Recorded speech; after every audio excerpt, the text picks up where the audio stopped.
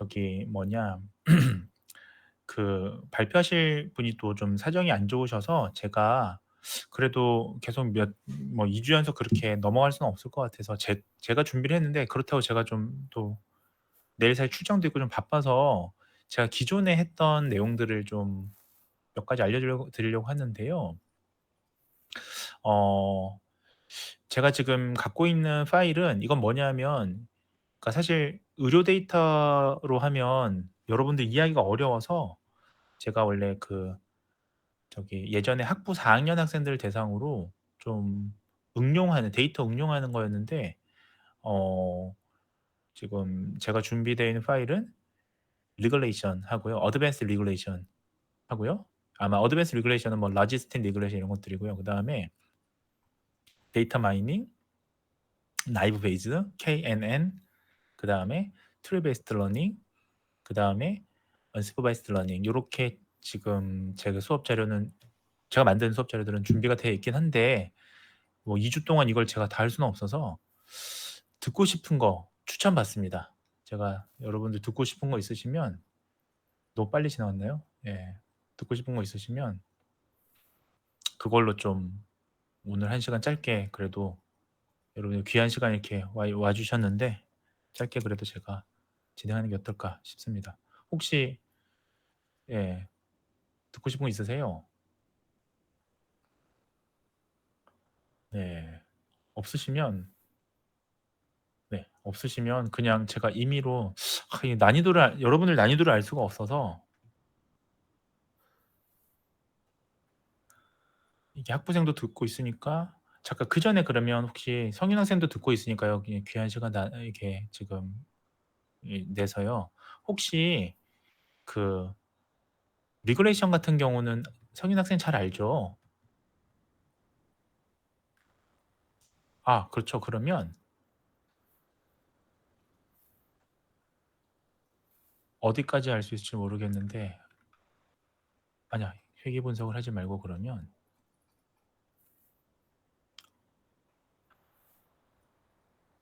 잠시만요. 이건 좀 양이 지금 혹시나 이것도 알 것 같은데 다. 어느 정도 트리 베이스드 러닝 뭐 이런 것도 기본적으로 알죠? 조금 알아요. 그러면 그냥 이 소윤 학생이 대답을 제일 잘해 주셔서 어 만약에 리글레이션, 나이브 베이즈 그다음에 언스퍼베스 러닝은 이제 클러스터링이 될 겁니다, 아마. 클러스터 애널리시스. 그다음에 예 트리 베이스드 러닝 중에서 혹시 마음에 드는 거 있으신가요?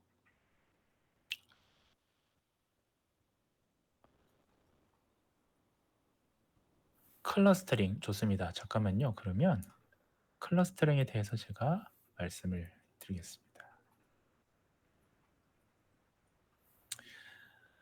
좋습니다. 자, 그러면 혹시 잘 보이시죠?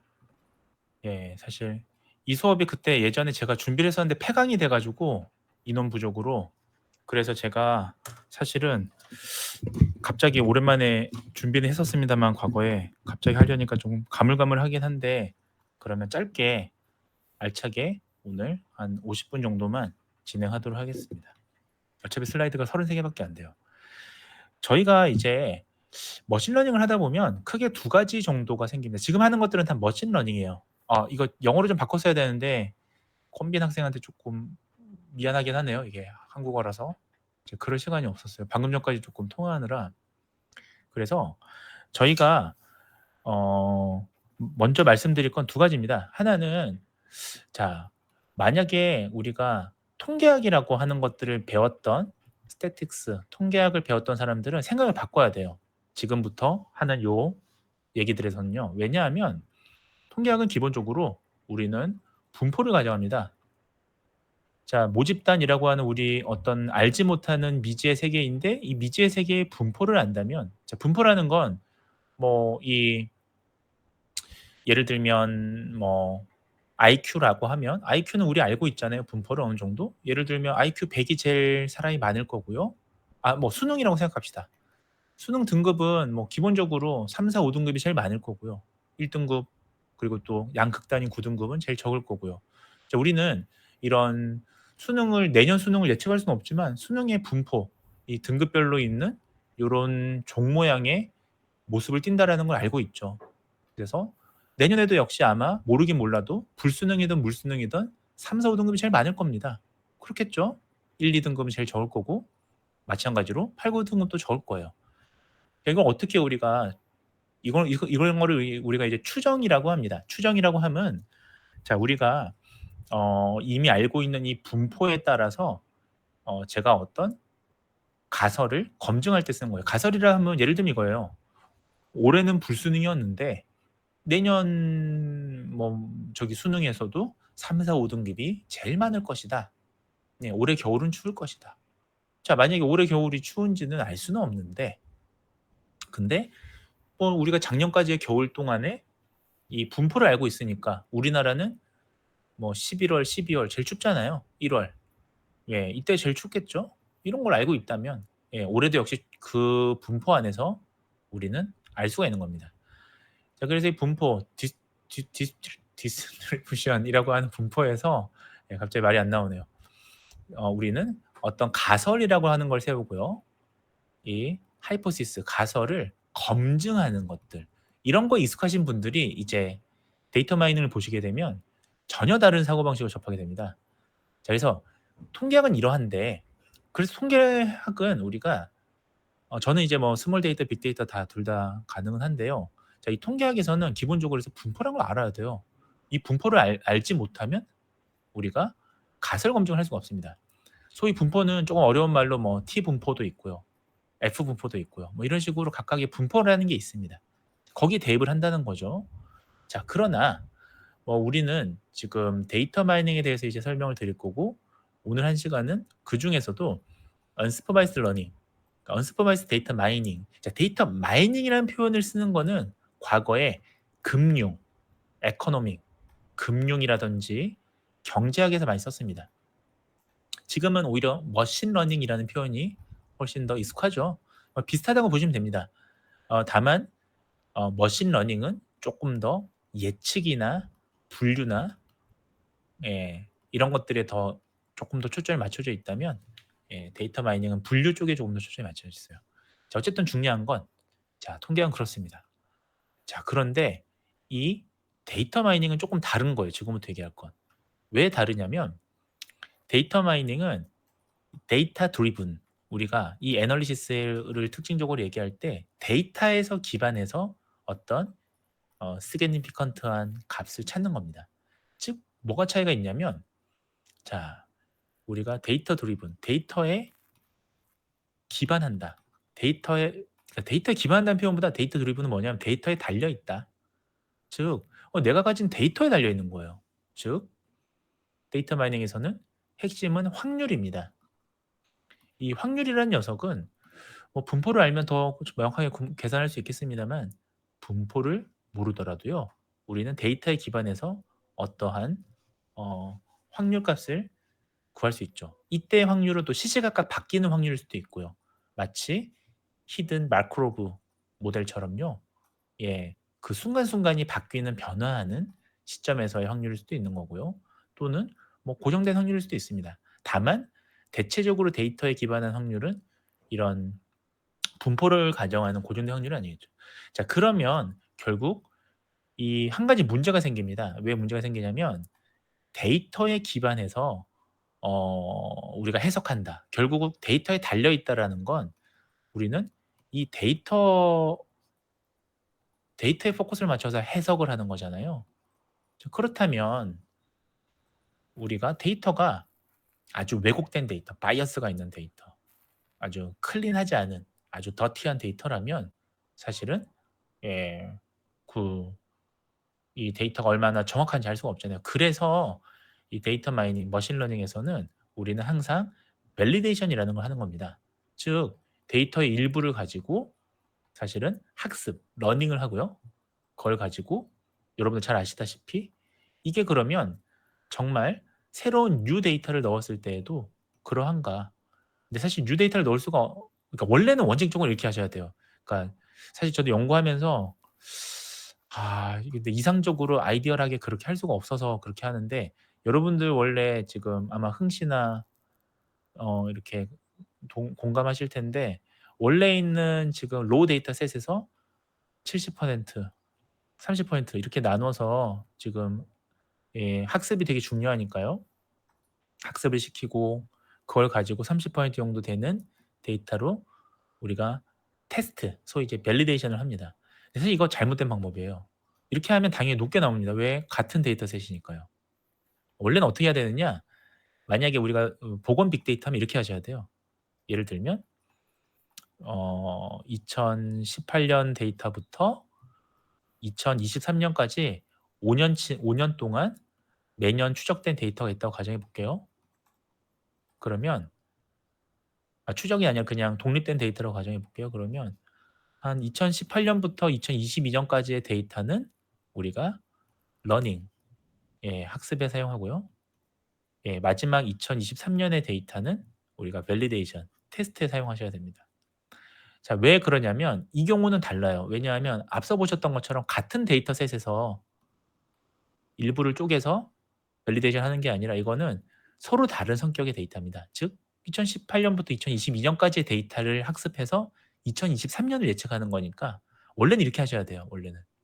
근데 이제 현실적으로 우리의 데이터는 그렇지가 못하기 때문에 그냥 편의상 이렇게 쓰는데, 이렇게 하게 되면 밸리데이션이 좀 높게 나오죠. 러닝 했던 것처럼요. 자, 어쨌든 요렇게 하는 방법이 있는데 그중에서도 오늘은 언슈퍼바이스드 러닝에 대해서 얘기를 하겠습니다.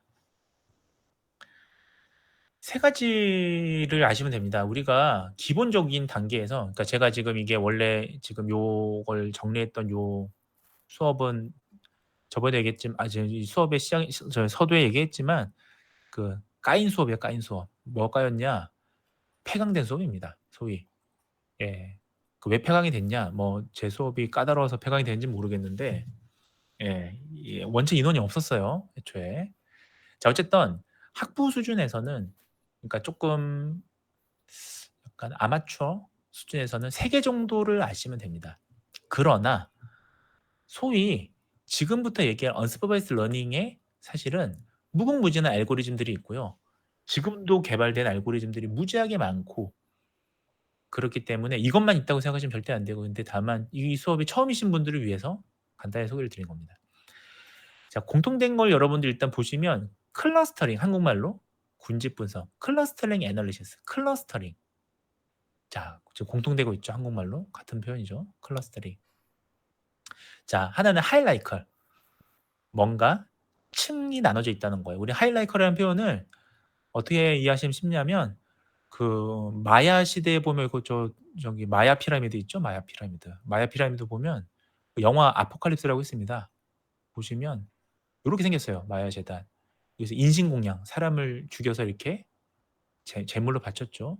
요런 피라미드, 이게 대표적인 하이라이컬이에요. 하이라이컬이라는 건 결국은 우리가 뭐 월드컵 16강 이렇게 나눌 때 보시면 이렇게 대진표 나누잖아요. 이렇게 층이 있는 거예요. 첫 번째 층, 두 번째 층, 이런 식으로요. 자, 이걸 우리가 하이라이컬이라고 합니다. 자, 그런 식으로 클러스터링. 자, 클러스터링은 뭐 쉽게 얘기하면 한자어로는 유유상종이죠, 유유상종. 우리가 유유상종, 끼리끼리 모인다. 이 옛 선인들이 이 데이터 마이닝을 또는 머신러닝을 배우지도 않았는데 벌써 우리 조상들은 이런 걸 알고 있었습니다. 끼리끼리 모인다. 즉, 자, 기본적으로 우리는 거리, 디스턴스, 거리를 기반으로, 자, 즉 우리가 어떤 게 모여 있다라는 현상에 대해서 얘기를 할 때 가장 쉽게 얘기할 수 있는 건 2차원의 이렇게 표를 하나 그려봅니다. 2차원의 표에서 자, 뭐 x축, y축이 하나씩 있으니까 2차원이죠. 그러니까 보시면 자, 이게 만약에 객체, 인디비주얼 객체가 자, 이런 동그라미 집단이 있고요. 야당, 여당이에요. 보시면 자, 여기 세모 집단이 있습니다.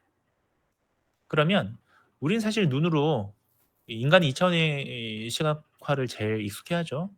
뭐 이거를 이제 나누는 방법은 다양할 겁니다.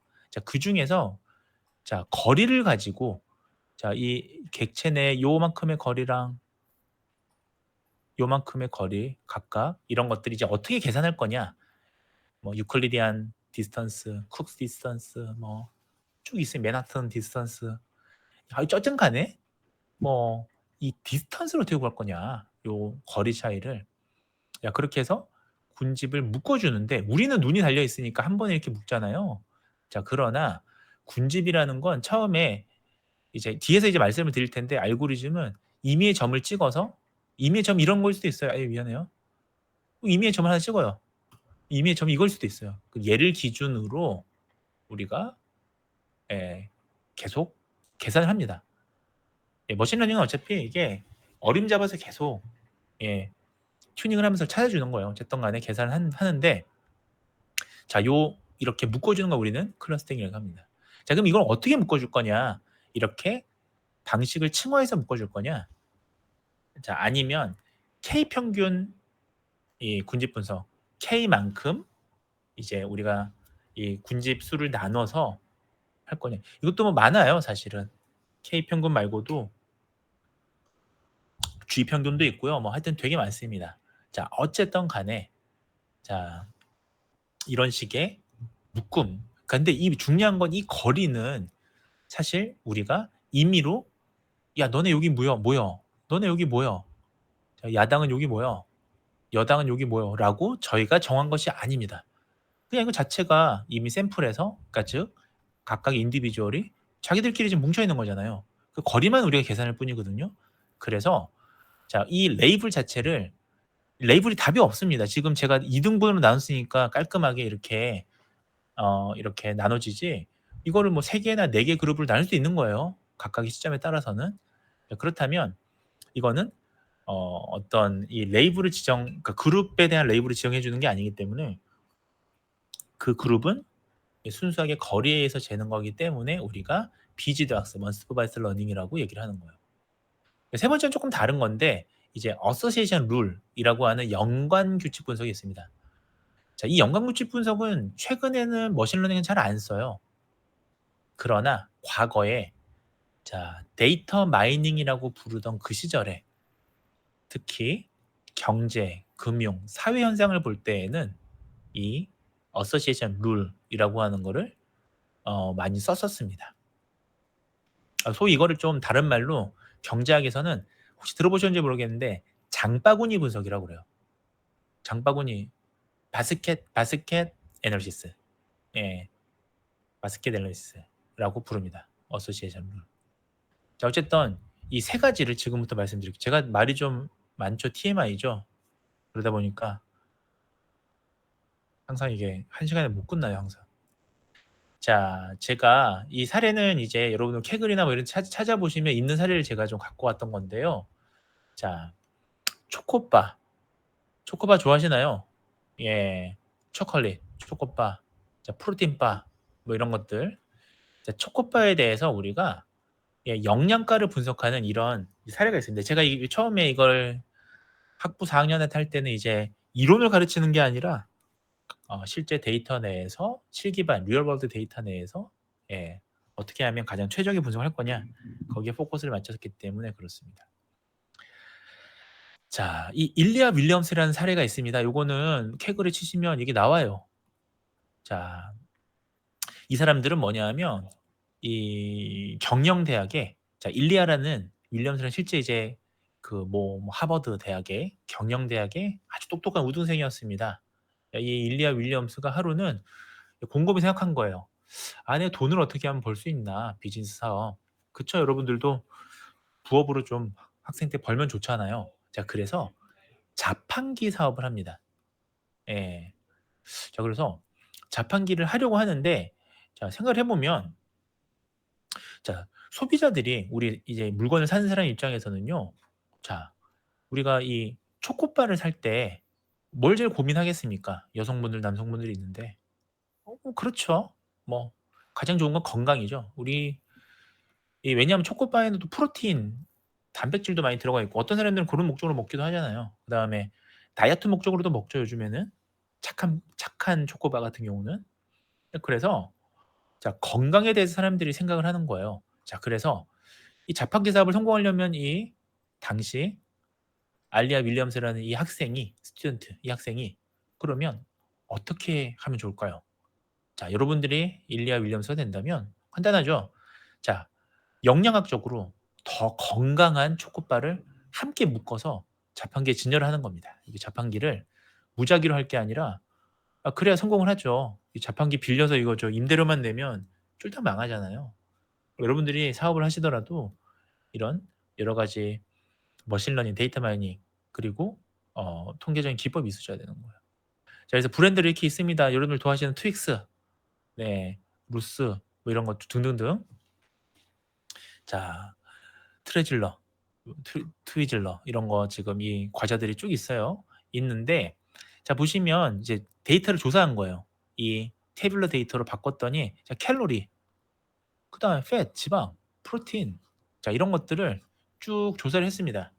조사를 해서 자, 그다음에 조사를 했어요. 일단 1차적으로 데이터를 이제 확보를 했습니다. 그러고 나서 이 일리아 윌리엄스는 뭘 하고 싶냐면요.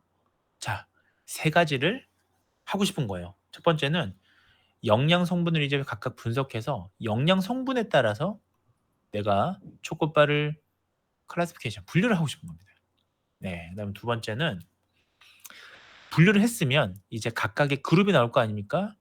그룹에서 소비자들한테 더 적합한 레코멘데이션 해줄 수 있는 여러 가지 초코바를 선택할 수 있도록 그렇게 하고 싶은 것일 거예요. 마지막으로요. 자, 분류된 초코바를 이제 예쁜 자판기에 넣기만 하면 됩니다. 적당하게 얼로케이션, 확당하면 예쁘게 진열하면 이 자판기 사업은 성공하겠죠. 자, 요런 걸 할 때 우리는 이 계층적 군집 분석을 할 수 있습니다. 자, 지금부터 그러면 요런 상황에서 가장 적합한 클러스터링 방법인 계층적 군집 분석 방법에 대해서 말씀을 드릴 거고요. 이게 왜 그러면 아까처럼 자, 이렇게 어떤 범주에 있어서 이 카테고리에 있어서 이렇게 묶어서 그룹을 만들 때 왜 이게 좋은지. 그러니까 결국은 우리가 생각해 보세요. 계층적 군집 분석이 왜 답이 나와 있는데 왜 적합하냐? 자, 만약에 지금 4개 여기 보시면 컬럼이 있습니다. X 변수가 4개가 있죠. 자, 그럴 때 브랜드를 빼고요. 이건 식별 변수니까 빼고 자, 그러면 칼로리만 낮으면 무조건 좋은 건 아니잖아요. 그쵸? 그리고 지방도 낮아야겠죠. 만약에 지방이 낮으면서 칼로리가 높을 수도 있잖아요. 그럴 수 있습니다. 충분히. 네. 그다음에 프로틴도 마찬가지예요.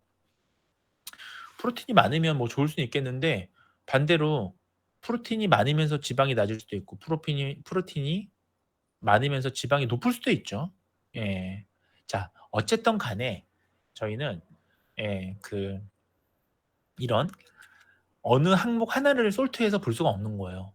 그래서 때로는 묶어줄 이 칼로리, 팻, 프로틴을 각각 다 집어넣고 우리는 어떻게 묶여서 가장 좋은 초코바 분류를 하고 싶은 겁니다.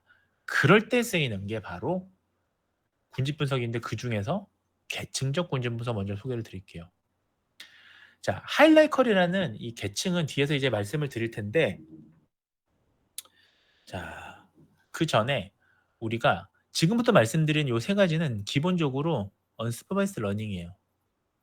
자, 우리가 언스퍼바이스드 러닝을 얘기하는 가장 첫 번째 척도, 스탠다드 기준은요. 첫 번째는 당연히 레이블입니다. 자, 레이블이 정해져 있지 않을 때 우리는 언스퍼바이스드 러닝이라고 얘기해요. 자, 그런데 이렇게 설명하니까 이 레이블이 뭐예요? 뭐라고 이렇게 학부생들이 얘기 많이 합니다. 그럴 때 저는 이렇게 얘기를 합니다. 자, 레이블이란 결국 사전 지식이야.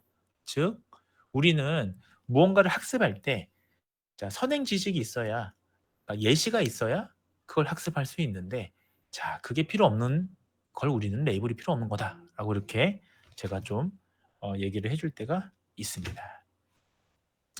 자, 결국은 지도학습하고 가장 다른 거는요. 자, 결국은 우리는 사전 지식, 즉 인간의 답이 없는 이런 데이터를 자, 어떤 알고리즘을 이용하는데 그 중에 하나가 오늘 말씀드릴 하이라이컬 클러스터링이 되겠습니다. 자, 이런 알고리즘을 이용해서 자, 특별한 지시 없이도 자, 어떨 때 쓰느냐? 요거예요. 요거 때문에 쓰는 거예요.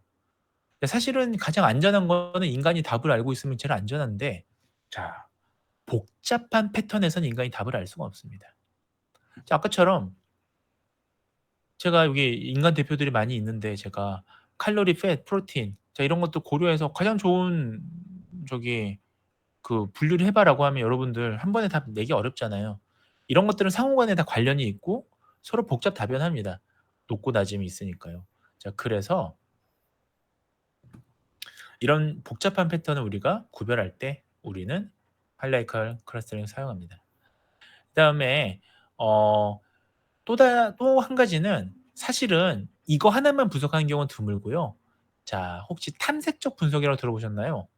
자, 우리는 그 머신러닝의 파이프라인이라고 하는데 그중에서 탐색적 데이터를 처음에 이제 이 복잡한 패턴을 조금 축소해서 축약해서 우리는 어 차원을 축소해서 데이터들을 보고 싶어 합니다.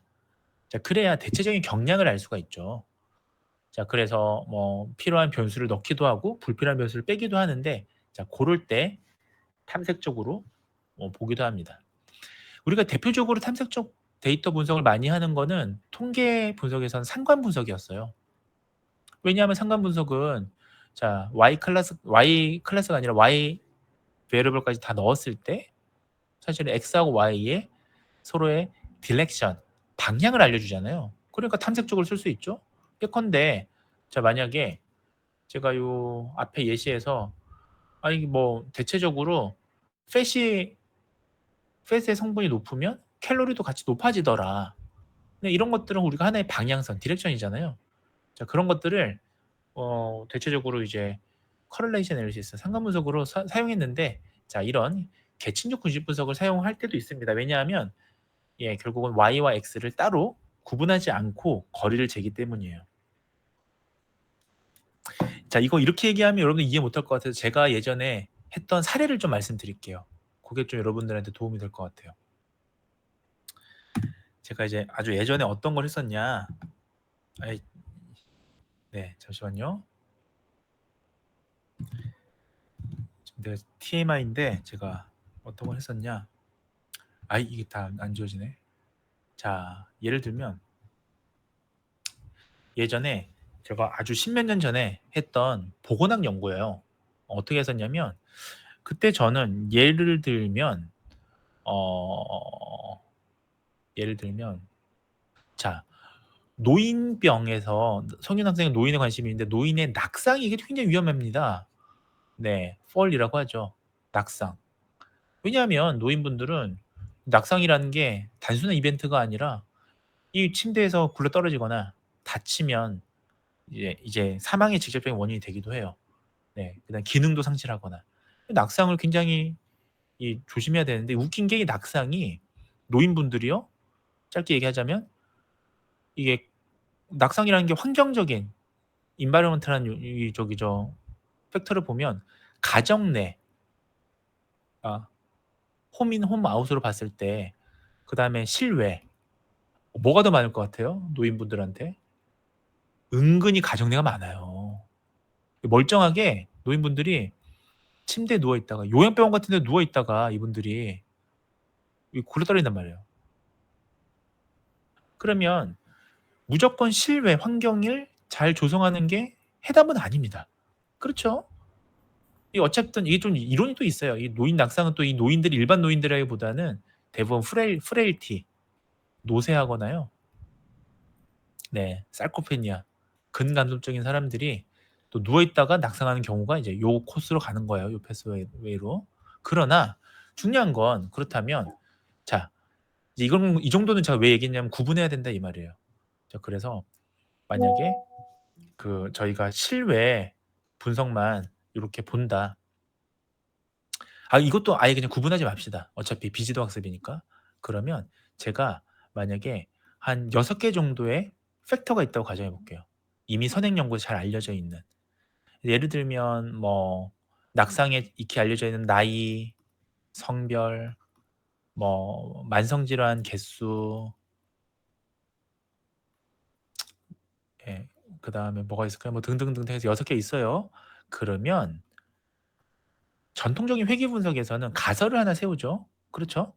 가설을 세워서 예를 들면 자, 성별과 만성 질환 개수 뭐 이런 것들이 다 똑같다는 가정하에서 이 똑같다는 가정을 우리가 코베레트, 예, 공변량이라는 표현을 씁니다. 저 공변량이라는 표현이 좀 어려워서 그런데 공변량은 뭐라고 생각하시면 되냐면 다 너도 갖고 있고 나도 갖고 있고 다 똑같다고 가정해 보자. 예. 너도 남자고 나도 남자고 이렇게 생각하면 돼요. 성별에도 상관없고, 예, 만성 질환 개수도 상관없고, 자, 오로지 나이가 많아지면 이 낙상 위험이 올라가? 뭐 이런 거 궁금할 때. 자, 이것을 우리가 사실은 이제 정확하게 얘기하면 코베르트는 이제 실험 연구에 쓰는 말이고요. 이런 관찰 연구에서는 confounding variable이라고 얘기합니다. 자, 그러면 이 confounding variable, 그러니까 이거는 다 같은 상황에서 곤병라의 상황에서 에이지, 나이가 에이징이 되면, 예, fall 더 리스크 레이쇼가 올라갔냐? 이걸 알고 싶은 게 이제 리그레션 통계 분석에서 그렇게 쓰죠, 우리가. 자, 그런데 생각해 보세요. 이걸 다 같다고 가정하는 건 굉장히 어색한 일이죠. 실제 현장에서 우리가 해석할 때, 그러니까 인디비주얼 리스크 팩터를 계산할 땐 좋아요. 무슨 말이냐면 자, 에이징, 연령이라는 게 낙상하고 정말 밀접한 독립적인 인디펜던트리한 이게 리스크 팩터냐 이거를 증명하는 통계학에서는, 의학 통계학이죠. 이제 이런 걸 의학 통계학으로 합니다. 생물의학 통계학. 자, 이때에는 이 연령이 높아지면 낙상의 위험이 높아지면 연령이 높은 사람들한테는 낙상을 더 방지할 수 있는 예방 대책을 세워야 되잖아요. 그렇죠? 그런 이제 논리가 되는 거죠. 자, 그렇게 되는 건데 실제 그러면 성별하고 만성질환 개수하고 다 같다는 가정하에서 연령만 본다. 이거는 사실 실기반 데이터에서는 굉장히 어색한 일이에요. 그쵸? 왜냐하면 성별도 다 가지각색이고 만성질환이 없는 사람도 있고 있는 사람도 있고, 근데 연령 그건 다 똑같다고 가정하에서 자, 예를 들면 다 남자고 다 만성질환 2개 있다고 가정할 때 연령이 올라가면 낙상이 어때? 이상하죠. 예. 그러니까 리얼 월드 데이터, 즉 가정하지 말고 이 6개의 변수가 있다면 요 6개의 변수에 y 변수도 집어넣는 겁니다. 이때 y 변수는 낙상이 되겠네요. 낙상 여부. 자, fall이 있었냐 없냐 그걸 보는 거죠. 그쵸? 이렇게 해서 클러스터링을 하잖아요. 그럼 어떻게 나오냐면요. 예, 결과부터 얘기를 해 줄게요. 그럼 이렇게 됩니다. 자, 예를 들면 하이라이컬 클러스터링을 해서 3개 집단이 3개 클러스터링, 3개 그룹이 만들어진 거예요. 자, 이때 그룹은 저의 어떤 가설이 하나도 없는 겁니다. 그리고 3개라고 하는 것도 제가 3개를 만들고 싶어서 3개를 만든 게 아니라 이 갑자기 생각이 안 나는데 무슨 틀이라고 하는데 이 이 가장 적합한 지점이 있거든요. 그거를 이제 숫자적으로 찾아주는 게 있어요, 그래프로. 자, 어쨌든 간에 3개의 그룹이 나오고 예를 들면 1번 그룹은 낙상의 위험이 높은 그룹, 2번, 3번 그룹은 낙상의 위험이 낮은 그룹이에요. 낙상이 없는 그룹이에요. 1번 그룹은 낙상이 있는 그룹이에요. yes or no면. 얘가 Y고 얘는 no, no예요. 그리고 예를 들면 있는 1번 그룹이 이제 리스크 그룹이잖아요. 그렇죠? 하이 리스크 그룹이죠. 그러면 1번 그룹은 낙상이 있고 여자고, 예를 들면 여기 성별, 세 번째 만성 질환은 3개 이상이고 뭐 어쩌고 저쩌고 뭐 지난 일주일 동안 우울증이 있고 이런 식으로 6개의 팩터가 묶이게 되겠죠. 그룹이. 자, 그럼 이게 어떤 역할을 하느냐? 이 Y라는 거 하나만 본 게 아니라 자, 멀티플 리스크 팩터의 하나의 그룹을 본다. 그쵸? 이럴 때 쓰는 거라고요, 이게 클러스터링은. 그러니까 예, 지금 여러분들 지금 이게 되게 짧게 얘기를 했는데 다른 건 이제 안 들으셔도 돼. 알고리즘 뭐 디스턴스, 거리, 유클리디안 거리 어려운 얘기가 아니라 이게 저는 약간 백종원 같은 사람이잖아요. 예, 무슨 말이냐면 저는 요리 연구가에 가깝습니다. 그러니까 데이터만 주어지면 환상의 값을, 유의미한 값을 얻어내는데 이제 익숙한 사람이에요. 수학적으로 파고든 사람이 아니라고. 그러니까 이 클러스터링을 무지하게 공부들 하는데 어떨 때 쓸지 잘 모르더라고요. 그러니까 이런 게 이제 연구 경험이죠. 경험에 의해서 이런 데이터에선 요렇게 쓰면 이런 아주 좋은 시나리오를 하겠구나. 자, 이렇게 하면 이게 비지도 학습이 되는 겁니다. 언슈퍼바이즈 러닝 비지도 학습의 가장 기본적인 게 되는 겁니다. 그러니까 코딩은 그러니까 코딩은 여러분들이 코딩 솔직히 다 머릿속에 다 외우는 사람이 누가 있어요. 코딩은 그때그때 서치해야 됩니다. 이 정도 이제 간단한 코딩. 그리고 요새는 여러분들 머신러닝이랑 우리가 데이터 마이닝도 마찬가지. 머신러닝이 하나의 옵티마이즈 파인 튜닝이에요. 그러니까 계속 찾아가는 거예요. 옵티마이전 파인 튜닝 계속 이 튜닝하면서. 그러니까 여러분들 그 성윤 학생 뭐 힙합 좋아하잖아요. 그러면 힙합 음악 들을 때 이퀄라이저를 기능을 계속 이렇게 미세하게 조정하면서, 아니 우리가 클래식 들을 때 그 음질하고요, 저 힙합 들을 때 음질이 다를 거 아니에요. 베이스를 좀 더 키워준다든지 예를 들면, 그러면 그걸 이렇게 조절하면서 맞추잖아요. 한 번에 맞춰집니까 우리가? 그 값을 다 외우고 있어가지고 갑자기 베토벤 듣고 있다가 갑자기 힙합 들으면 한 번에 제가 외우고 있다가 바꾸는 거 아니잖아요. 서서히 조정한단 말이에요. 그것을 그 전문적인 귀로. 마찬가지죠. 튜닝을 하는 것이기 때문에 한 번에 코딩이 안 끝납니다. 그 이그젠플에서는 가능해요. 이그젠플 데이터에서는 그걸 이제 학습을 해야 되니까 한 번 그거 분석해 보는 건데, 무슨 말인지 알 거예요. 흥시 알 거예요. 지금 제 말이 무슨 말인지. 한 번에 안 끝나. 좋은 모델을 찾아야 돼요. 좋은 모델 찾고 찾았으면 어떻게 해석할 거냐. 익스플레이너블 AI. 이제 그게 우리 랩의 스페셜인 거예요. 이게 차별화. 이런 걸 하는, 그것도 태블러 데이터를 하는 경우는 많이 없더라. 예, 이미지 데이터를 하더라도 엑셀에 잘 하는 경우는 많이 없더라. 예, 이것이 근데 의학에서 중요하니까. 나머지 좀 빨리 할게요. 제 시간이, 여러분들 좀 밥 먹어야 되니까. 자, 그러면 이때 우리는 뭐 K개의 변수, 그러니까 변수를 이렇게 뭐 x1, x2에서 xk라고 하는 거는, 그러니까 k만큼 있다. 뭐 이렇게 아시면 됩니다. 뭐 수학하시는 분 잘 아시죠? 무슨 말인지. 자, 그다음에 그러니까 변수가 있다라는 게 결국 아까부터 이런 게 여러 개 있는 거예요. 아까 보셨던 6개가 아니라 k만큼 있다. 나이, 성별, 뭐 만성질환 개수 이런 팩터들이 k만큼 있다. 자, 그러할 때 우리는 거리는 어쨌든 재야 될 거 아니에요. 그래서 우리가 유클리디안이 제일 쉽죠. 우리가 유클리디안 거리. 그냥 뒤에서 뭐 간단히 설명할게요. 그다음 맨하튼 거리. 조금 더 그거를 대각선의 바둑판 모양으로. 자, 맨하튼은 어디냐? 뭐 아시잖아요, 여러분. 뒤에서 뭐 좀 말씀을 드릴 텐데. 자, 저 미국의 가장 중심가, 우리로 치면 강남인데, 그 서울, 부산으로 치면 서면인데, 서면. 예? 서면인데, 우리가 그 대구로 치면 동성로인데, 자, 이게 이렇게 길이 대각선이 아니라 블락처럼 되어 있습니다. 실제로 우리가 어떠한 최저의 값을 찾아갈 때 우리는 이렇게 대각선으로 이걸 계산을 하고 싶어 하는데, 사실 격자 형태로 많이들 해요. 원래 데이터 자체가 매트릭스이기 때문에. 그래서 요 맨하튼 디스턴스를 또 쓰기도 하고요. 자, 어쨌든 핵심은 우리가 이런 거리를 잰다. 그 정도만 얘기했습니다. 빨리 할게요. 재미없는 부분 빨리 할게요. 자, 우리가 결국 클러스터링 분석을 아까 말씀을 드렸는데, 그러면 핵심은 뭐냐? 그럼 어떻게 이거를 우리가 비슷하게 거리를 재서한다고 하는데, 그거 어떻게 할 거냐? 간단합니다. 우리가 거리라고 하면 객체간이 있고요. 그러니까 인디비주얼 비트윈 인디비주얼. 객체 내가 있죠. 자, 이 객체란 거 별거 없어요. 그냥 인디비주얼.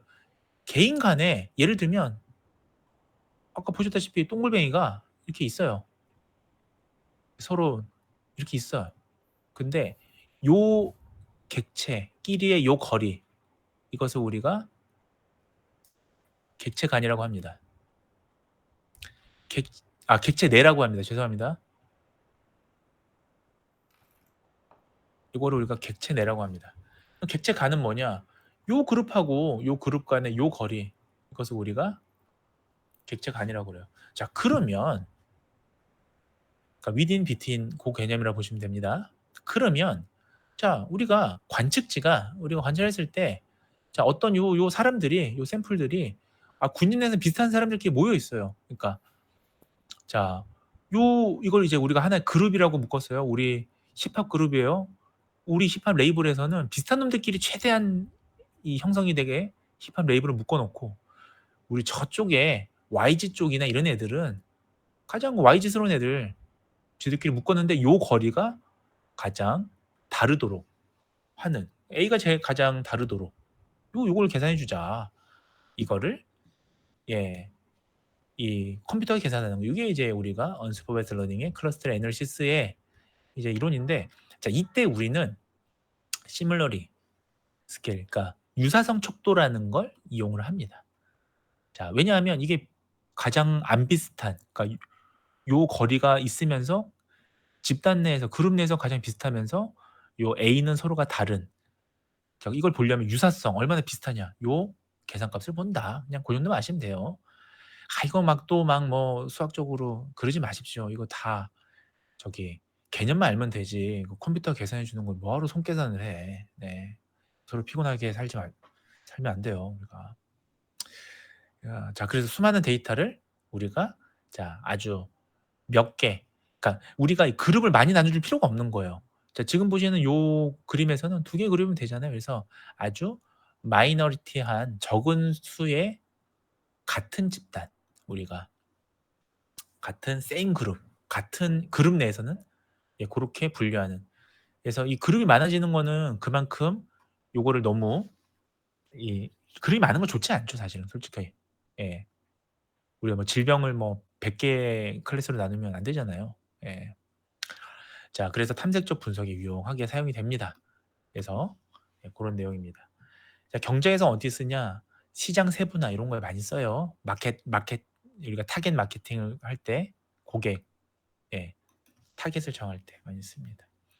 그래서 계층적 군집화랑 K평균 분집화에 대해서 이제부터 말씀을 드릴 텐데, 자, 계층적이라는 거는 우리가 기본적으로 어떠한 반복적인 과정을 얘기해요. 반복적인 과정을 얘기해요. 자, 우리가 반복적인 과정이라는 거 생각해 보세요. 월드컵을 합니다. 월드컵을 하면 우리는 월드컵 할 때 제일 좋은 방법이 뭐예요? 월드컵 할 때 제일 좋은 방법은 32강 하고, 뭐 조에서 이제 그룹 내에서 하고 16강 하고, 16강에서 이렇게 대전 팀끼리 올라가서 그냥 8강에 올라가고, 반복적으로 지금 무언가를 하고 있죠. 반복적인 우리는 무언가를 하고 있다. 이것을 우리가 계층적으로 우리가 그룹, 집단화를 만드는 것이다. 이렇게 보시면 되겠습니다. 자, 이때 우리가 두 가지가 필요해요. 두 가지가. 자, 이게 이제 간단하게 좀 말씀을 드리겠습니다. 소위 이제 용어를 제가 이제 병합형이냐 분할형이냐 이렇게 얘기를 하니까 사람들이 좀 어려워해서, 또 다른 방법으로는 상향식, 그러니까 우리가 바텀업, 하향식, 탑다운 뭐 이런 식으로도 표현을 쓰이는데 간단해요. 자, 처음에 우리가 이걸 잡아서 이렇게 분할하는 방법들이 있겠죠. 처음 거에서 마치 우리가 디시전 트리에서 보듯이, 맞죠? 그렇잖아요. 예, 우리가 계속 분할할 수 있는 거잖아요. 처음 거에서 계속 아래로 이동할 때마다 서로 다른 거. 그러니까 우리 디시전 트리 같은 트리 베이스 러닝이 이와 같은 것들을 쓰죠.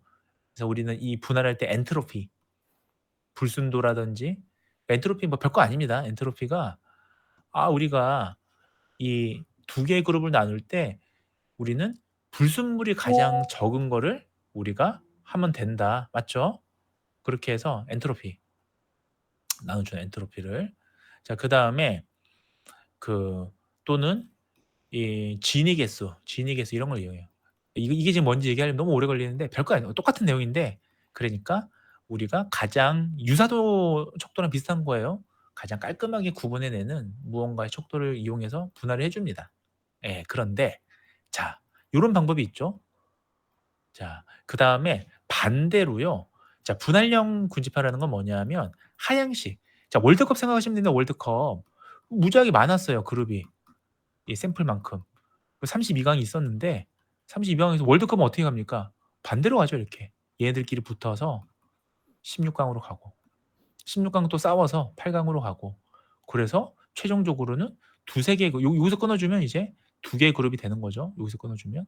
여기서 끊어주면 4개의 그룹이 되는 거죠. 자, 이런 식으로 예, 우리가 밑에서 시작해서 위로 갈 수도 있는 거예요. 맞죠? 자, 요런 차이가 있어요. 근데 대체적으로 그러면 어 교수님 뭐 이런 차이를 말씀해 주셨는데 그럼 데이터마인에서 뭘 씁니까? 아니 뭘 쓸 것 같아요? 얘를 쓰겠지. 왜냐하면 우리 목적은 수많은 그러니까 우리 그룹이라는 것도 우리 보세요. 지금 5명이 앉아 있는데 한 사람 한 사람이 그룹이라는 표현은 좀 어색하긴 하지만 한 사람 한 사람이 각각 그 정당이라고 치면 한 사람 한 사람 당의 대표이면서 저 혼자 당 하셔도 되잖아요. 근데 파벌을 나눌 때 이제 또 비슷한 사람끼리 끼리끼리 모여서 또 우리 야당, 여당 뭐 2개로 나누기도 하고 또 3개로 나누기도 하죠. 야당, 여당, 요당 뭐 이런 식으로. 야당, 여당, 당뇨 뭐 이런 식으로. 요당 뭐 이런 식으로. 어쨌든 간에 하고 싶은 말은 우리가 많은 것에서 적은 수를 줄여주는 요 방법을 많이 쓴다. 예. 자, 고 얘기 그러니까 상향식 밑에서 위로 올라가는 바텀 업 방식을 쓴다. 그렇게 이해하시면 되겠습니다. 자, 기본적으로 고 얘기예요, 밑에가. 자, 그러면 이걸 많이 쓰니까 우리가 이 병합형 군집화를 얘기를 해 줘야 할 거 아니에요. 그래서 다음 슬라이드에 병합형 군집화 그러면 어떻게 하는 거냐? 아까 이제 설명을 다 드렸어요. 월드컵으로. 자, 모든 데이터는 뿌리, 루트라고 불리는 우리는 파이널 그룹을 만들기 위해서 병합을 합니다. 합칩니다. 계속적으로. 그래서 큰 집단을 구성을 하는 거죠. 자, 아까 그 월드컵 기억나시죠? 이렇게 처음에 16강 또 올라가서 뭐 8강 뭐 그치 무슨 말인지 알죠? 이렇게 위로 올라간다. 병합 합쳐진다. 자, 이때 쓰는 게 뭐냐? 유산촉도. 요 정도는 우리가 알아야 이 계산식을 여러분들 알 필요는 전혀 없는 거예요. 아니 뭐 전혀 없다고 얘기하면 제가 좀 너무 사짜 같은 느낌이 들고 이게 좀 정파가 있고 사파가 있습니다. 이 저기 응용 수학부터 쭉 공부하셨던 컴퓨터 공학을 공부하셨던 정파는 무림에서 정파는 인정을 받아요 원래. 저 같은 사짜들, 사파들. 예, 저는 사파죠. 근데 사파가 정파 이길 때가 있다. 어떨 때는. 예, 무협지 그렇죠. 사파가 융통성이 뛰어나요. 융통성이. 사파의 관점에서는 자, 이건 알긴 알아야 돼. 왜? 사파들은 손으로 계산 안 합니다. 예, 정파 사람들은 손으로 계산할 때가 있어. 그 깜짝 놀랐는데 뭐 손으로 손 코딩도 뭐 시험 문제 많이 나오더구만 보니까. 예. 그 뭐 개인적으로 잘 모르겠는데 자, 그 막 손으로 계산해 막 이런 거를요. 뭐 수능을 위해서 하는 건 좋겠는데 글쎄 컴퓨터가 다 계산해 주는 이 4차 산업혁명 시대에 다만 우리는 어떤 척도 그러니까 척도란 건 뭐예요? 우리가 검사는 방법은 몰라도 검사명은 알아야 검사를 얘가 해줄 거 아니에요. 컴퓨터가 AI가. 그러니까 자, 그건 알아야 되는데 이 엉뚱하게 쓰면 안 된다고. 숫자형 변수. 기본적으로 continuous variable은 어떻게 해야 됩니까? continuous variable은 숫자 형태니까 유클리디안 디스턴스나 맨하튼 디스턴스를 쓰는 거예요. 근데 캐테고리컬 변수. 예를 들면 제가 만약에 자, 숫자형 변수가 아니에요. 숫자형 변수는 뭐 예를 들면 혈당 뭐 이런 것들이죠. 아까 여기 다 여기서는 문제가 없어. 아까 알리아 윌리엄스라는 이 학생은 자, 그냥 캘로리나 팻이나 프로틴은 전부 다 자, 어떻습니까? 컨티뉴스 베어러블이니까 자, 유클리디안 디스턴스를 쓰던 맨하튼 디스턴스를 쓰던 문제가 없어요. 자, 그런데 만약에 성분 중에 다른 게 있어. 예를 들면 납성분 있다 없다. 예, 초코바에 납성분이 있으면 안 되겠습니다만은 그런 경우는 yes or no니까 categorical variable이죠. 이런 걸 우리가 이제 팩터라고 부르는데 통계학에서는요. 자, 그런 경우에는 매칭, 자, 카드 커 이피시언트 이런 걸 쓰셔야 됩니다. 자, 참고 삼아 너무 길어지니까 이 정도는 꼭 이거 중요한 거예요. 그래야 우리가 파이썬이나 뭐 어떤 뭐 랭귀지 R 랭귀지를 쓰시더라도 자, 거기에 맞춰서 이거 하셔야지. 안 그러면 엉뚱한 값 나와요. 자, 그다음에 좀 너무 어려운 얘기하면 여러분들 싫어하니까 간단히 얘기할게요. 표준화라는 게 필요해요. 표준화라는 게. 자, 스탠다지얼드. 표준화 왜 필요할까요?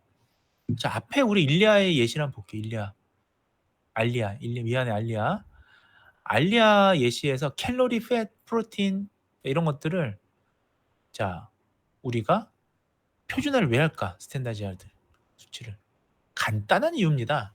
자 보세요. 캘로리는 지금 보시면 단위가 세 자리 숫자잖아요. 그쵸?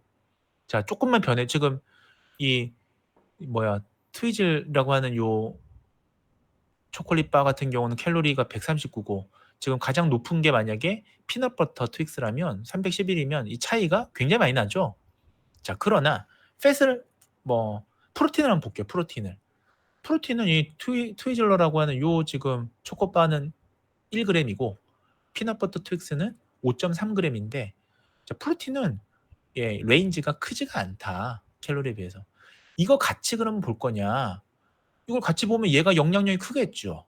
그죠? 얘가 그럼 칼로리에 그러면 다 관여되는 거. 나머지는 의미가 없어지는 거죠. 그죠? 그럼 나는 또 캘로리가 다 영양치를 가져가 버리지. 이런 경우에 여기가 웨이트라고 해요. 영양치를 다 가져가 버리지. 중요치를. 그러니까 어떻게 하면 좋으냐? 이때 우리가 적용하는 것이 스탠다드 제어드다. 예, 오랜만에 이런 수업을 하니까 그러니까 왜 나를 이런 지금 왜 내가 교양 수업이나 하고 있고 내가 진짜 아무튼간에 표준화를 하는 겁니다. 표준화. 자 이때 표준화가 두 가지 방법이 있어요. T 스코어가 있고 Z 스코어가 있는데 짧게만 말씀드리는데 그냥 Z 스코어를 많이 씁니다. 자 표준화는 그럼 어떻게 하는 거냐? 단위를 맞춰주는 건데 기본적으로 평균하고 표준 편차를 같이 맞춰주면 돼요. 즉 예를 들면 자 아까 단위가 다 달랐잖아요. 얘를 가장 작은 거는 0점, 가장 큰 건 10점. 이 안의 값으로 가둬주면 됩니다. 예, 그러면 칼로리도 뭐 아까 트윅스는 9점 이런 식으로요. 그 다음에 뭐 프로틴은 뭐 트윅스가 8점 이런 식으로 이제 비슷한 단위끼리 비교가 가능해지는 거죠. 비교가. 그래야 우리가 군집으로 묶을 때 이렇게 하죠. 근데 이것도 팁이야. 이것도 이론가들은 말이죠. 이게 정파에서는 어떻게 하냐면 여기서 끝나요. 왜냐하면 정파는 이 교과서대로 하니까. 근데 이 사파는 융통성이 있다고 그랬어요. 이렇게 해서 여러분들 결과값을 내잖아. 다시 한번 돌아봅시다. 자, 이제 사파의 내용들은 대체로 교과서에 없다. 예, 제 머릿속에 있는 사파의 그 무협지에도 보시면 사파의 그 무술은 그 대대로 전수됩니다. 전수돼요. 그게 없어. 그게 책이 없어. 자, 만약에 제가 나이 성별 만성절 이걸 표준화를 했어. 좀 다르게 해볼게요. 표준화를 했어요. 표준화. Z 점수를 했어. Z 스코어로. 그 어떤 현상이 벌어지느냐? 자, 나이도 이제 0에서 10점 스코어 사이에 성별은 할 수 없어요. 이거 이제 캐테고리가 별로니까. 만성질환 개수도 이것도 이거면 컨티뉴어스 베리어블을 치면 0에서 10점 사이에 가둬주고 뭐 흡연이 있다 칩시다. 그 흡연도 0에서 10점 사이에 가둬줬어요. 자, 통일을 했어. Z 스코어로. 자, 소위 스탠다드를 했어. 예를 해서 그룹핑을 했어요. 자, 그렇게 되면 거기서 끝나면 어떤 현상이 되느냐? 자, 어떻게 됩니까? 해석이 무지하게 어렵다. 자, 우리가 기본적으로 건강, 보건, 메디슨, 파마시 환자를 중심으로 하잖아요. 그러면 환자들이 뭐 내가 왜 이게 낙상이 위험이 높은지 알면 예방도 하고 하려고 하는데 그 값이 표준화된 값인 거야. 그러니까 그 해석이 안 되는 거야. 예를 들면 나이가 표준화된 점수 1점이 올라가면 낙상 위험이 10% 올라갑니다. 아니 표준화된 나이가 무언데 알 수가 없잖아요. 그쵸? 알 수가 없잖아요. 여러분 표준화된 나이는 뭐 어떻게 알아요? 그러니까 얘를 다시 어떻게 해줘야 돼요? 얘를 해석할 때는 어떻게 해줘야 돼요? 모델에 집어넣을 때는 얘를 다시 로우 데이터, 로우 스코어가 다시 원 점수로 바꿔줘야 돼.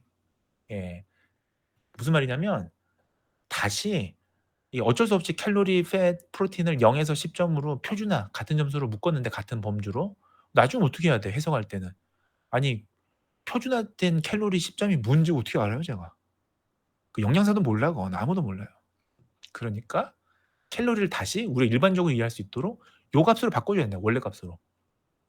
자, 그거 좀 꼭 해줘라. 그 책이 안 나와 있어요. 다시 말씀드리는데. 자, 이 이제 그러면 유사성이라는 걸 이제 평가를 한다. 어떻게 해야 되느냐?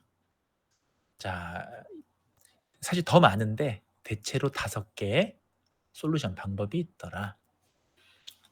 자, 이거 참고 삼아 쭉 읽어보세요. 예, 읽어보시면 제가 지금 시간이 없어서 제가 좀 사실 좀 요새 건강이 좀 안 좋아서 막 수업하는데도 이게 좀 힘들어요. 자, 그래서 어쨌든 우리는 센트로이드 중앙값으로 이렇게 해서 조절하면서 연결 거리를 계산을 해줍니다. 자, 우리 거리를 계산한다라는 거는 유클리디안 거리 한번 여기서 얘기를 해볼게요. 자, 우리가 기본적으로 거리라고 디스턴스라고 하는 거는 우리는 1차원적인 계산을 하는 거예요. 1차원적인 우리 머릿속에 무슨 말이냐면 자, 한번 보세요. 자, 우리가 자, 얘하고 1차원 그러니까 선이 하나 있으면 선이 2개 있으면 2차원이고 x가 하나 있으면 x가 하나밖에 없죠. 이게 1차원이라고요. 1차원. 이렇게 이제 하나의 선에 이렇게 있는 거예요. 선에 있는데 요 거리는 간단하지. 뭐 계산할 필요가 없지. 너와 나 사이를 재면 되는 거죠. 여기를. 여기가 만약 2cm다. 그러면 1차원에서는 그냥 2cm가 답인 거예요. 문제는 좌표가 생겨버렸어요. 지금 이제 2차원이에요. 자, 보세요. x가 하나 있고 y가 하나 있죠. 1차원, 2차원이지. 근데 우리 인간은 요걸 계산하기 좋아하는데 이 컴퓨터나 AI는 요런 걸 좋아한다고. 2차원에. 좌표를 좋아해요. 자, 그러면 좌표상에서의 얘와 얘의 거리는 어떻게 잴 거예요? 자, 단순 우리가 아까 요 요만큼의 거리가 거리다라고 할 수 없는 거예요. 왜냐하면 y축에 있는 요만큼의 거리도 차이가 있는 거잖아요. 그러니까 요렇게 삼각형으로 만들어 줘요. 유클리디안 거리라는 게 우리가 지금 그래서 그걸 그은 게 요거야. 요 지금 대각선을. 원래는 여러분들 이제 연결 거리를 눈에 보이기 위해서 인간의 눈으로 보기 위해서 그려 준 건데 요 x의 좌표, y 좌표를 해서 삼각형을 만들어서 요 변에 요 변에 거리를 재면 되는 거죠. 그러니까 이게 유클리디안 거리예요. 예. 무지하게 오래된 거지 계산법은. 그러니까 무슨 말인지 알겠죠? 그러니까 이렇게 1차원처럼 자처럼 재고 싶은데 자 여기 있는 좌표랑 여기 있는 좌표의 거리를 재기 위해서는 어떻게 하느냐? 그러니까 요만큼 알아야 되는데 x, y가 있다면 요 x에서 요 거리, y에서 거리에서 요걸 계산해 주면 되겠죠. 점선을, 대각선을. 자, 이제 그런 건데 대각선을 이렇게 하느냐? 뭐 맨하탄은 이제 이 직선이 아니라 또 이 적장태로 하는데 자, 그게 중요한 게 아니야. 그게 중요한 게. 그거는 정파에서 배우시면 됩니다. 자, 그게 중요한 게 아니야. 근데 시간이 참 제가 너무 TMI라서 그죠? 그래서 이게 항상 부족해요. 빠르게 할게요, 지금부터. 그래서 이제 하게 되면 우리가 나무처럼 이렇게 나온다, 이렇게 나온다고 나무처럼. 이게 우리가 병렬 이게 나무처럼 나온 거예요, 우리가. 자, 해석은 위에서 하는 게 아니에요. 탑다운이 아니라 바텀업이라고 그랬죠, 상향식.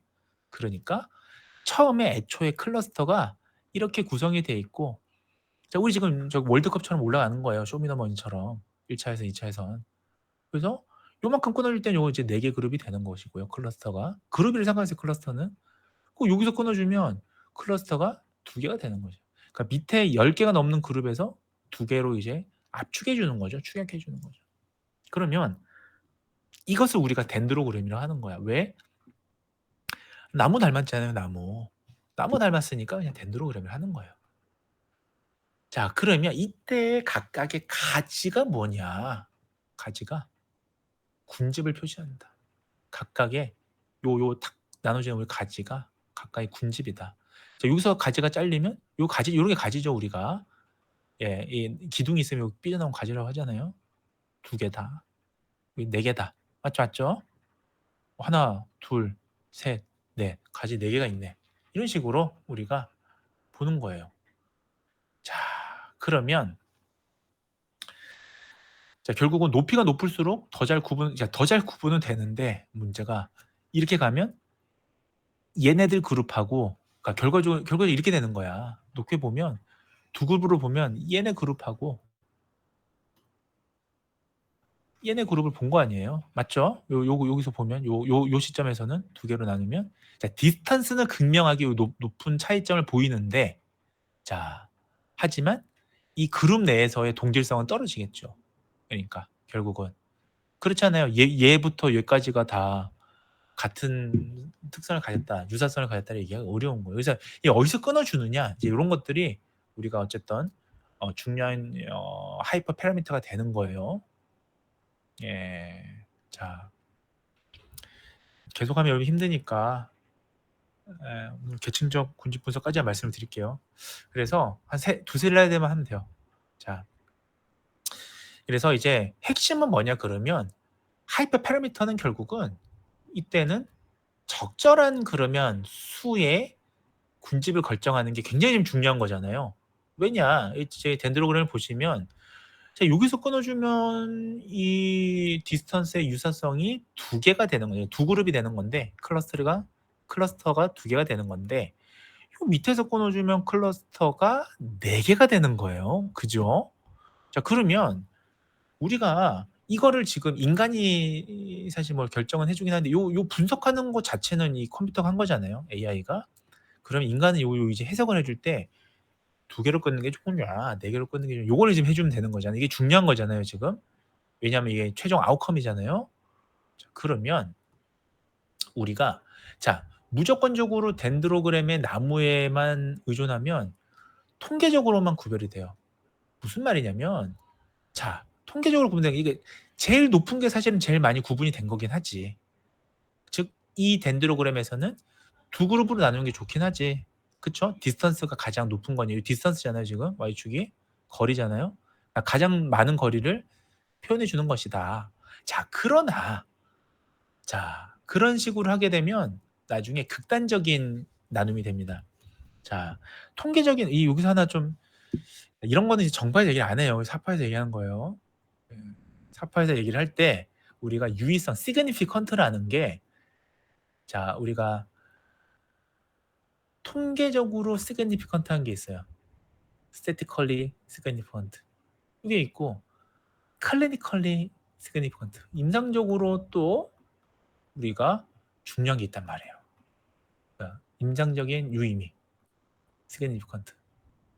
자, 그러면 우리가 통계적인 significant는 우리가 p-value라고 하는데 이거는요 우리가 기본적으로 빅데이터에서는 통계적인 방법을 하면 중심극한 정이라는 게 있어가지고 약간의 차이도 샘플 사이즈가 커지면요 차이가 있는 걸로 나와요. 예를 들면요 여러분들 예를 들면 뭐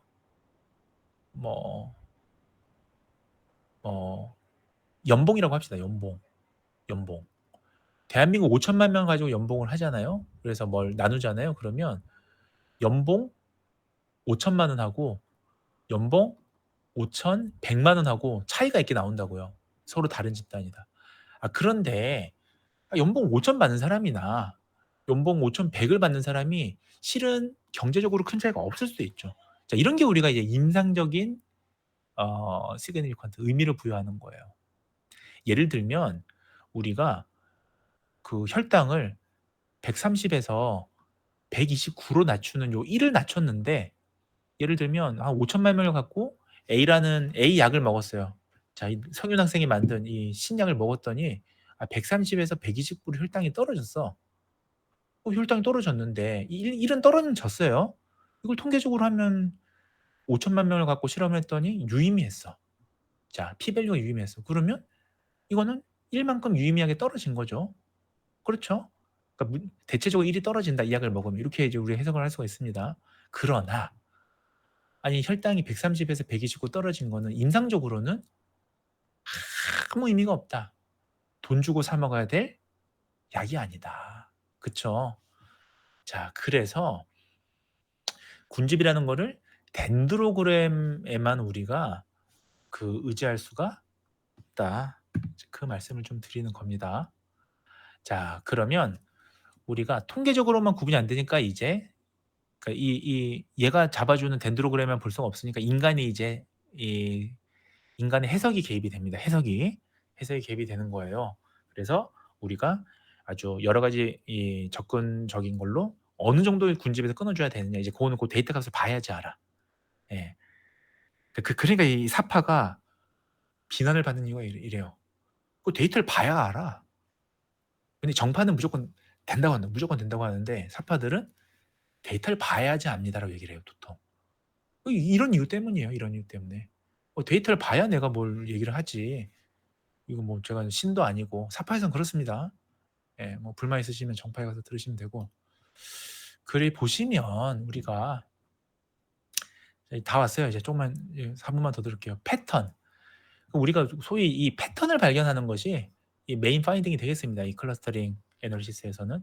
자, 그런데 이것도 이제 사파에서 좀 중요하게 얘기하는 건데 구현 방법에 따라서 결과가 상이할 수 있다. 결과적으로 딱 하나의 골든 스탠다드가 답이 나오는 게 아니에요. 그래서 비지도 학습인 거예요. 예. 인간이 답처럼 우리가 여러분들 수능 점수 답이 하나 딱 정해져 있는 거 고르듯이 하는 게 아닙니다. 자, 소위 예를 들면 데이터를 변환하는 방법에 따라서 자, Z 표준화를 썼느냐 아니면 최소 최대 정규화, 최소값하고 최대값을 맞춰서 요거를 줄여주는 노멀리제이션을 썼느냐 요거에 따라서 다릅니다. Z 스코어하고요. 예, 노멀리제이션하고 스탠다이제이션 좀 다른 개념이에요. 지금 얘기하면 너무 길어지니까. 자, 그다음에 자, 이 관측 사이 디스턴스를 구하는데 이 디스턴스를 자, 유클리드 디스턴스를 할 거냐 간단하게 아니면 조금 더 정교하게 맨하튼을 할 거냐 여기에 따라서도 결과값이 달라질 알고리즘을 아까 얘기했던 위로 볼 거냐 덴드로그램을 아래로 시작할 거냐 탑다운 방식이냐 바텀업 방식이냐 다를 수 있어요. 당연하겠죠. 자, 그다음에 아까 군집 간의 연결법 5가지 말씀을 드렸는데 여기 네, 시간이 없으니까 길게 설명 못 드리고 있는데 요 5가지 자, 이 5가지를 뭘 쓰느냐에 따라서도 살짝 다를 수 있다. 따라서 결론은 뭐냐? 한 번 해서 답을 얻는다. 그것이 정파에서나 가능한 겁니다. 정파에서 이그젠플 데이터를 할 때 시험용으로 그러니까 그 기말고사 봐야 되니까 막 그렇게들 한다고. 그러나 데이터에 따라서 가장 적합한 옵티멀한 이 클러스터링 메서드는 다를 수가 있다. 그러니까 이 경우의 수대로 계속 여러 기법을 계속 적용해서 튜닝해서 가장 좋은 클러스터링 이거를 우리가 골라내는 게 이게 핵심인데 어떻게 한 번에 예, 할 수 있겠느냐. 예, 그렇죠. 그 얘기를 한 거예요. 그러니까 알리아가 떼돈을 벌고 싶다. 한 번에 계산이 안 됩니다. 알리아가 아무리 경영대학의 우수생이라고 해도 자판기 사업을 잘하고 싶으면 군집을 잘 나눠야 된다. 그런 말씀이 되겠습니다. 자, 아래서는 우리가 이제 배너 도표라는 것이 나오지 R로 왜 설명을 드리냐면 계층적 군집 분석은 파이썬으로 하시는 것보다 R로 하시는 게 비주얼레이션이 더 좋아요. 참고 삼아. 밑에 쭉 나오면서 자, 이 코이스피엔트가 나옵니다. 0.94.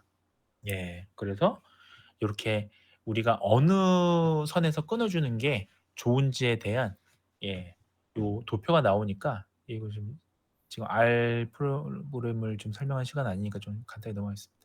자, 그 외에도 또 우리가 기준치를 삼을 수 있는 거는 덴드로그램 도표예요. 어쨌든 우리가 이런 지금 피팅을 계속 해줘야 되잖아. 피팅을 어디 갔어?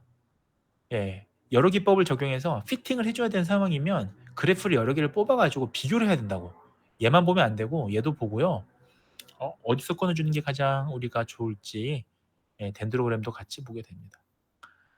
자, 그리고 R에서는 이제 뭐가 나오냐면 기본적으로 이제 사실 이런 게 중요한 코딩보다는 나온 값을 해석을 해야 될 거 아니에요. 그쵸? 해석을 해야 우리가 뭘 유의미한 값을 얻지.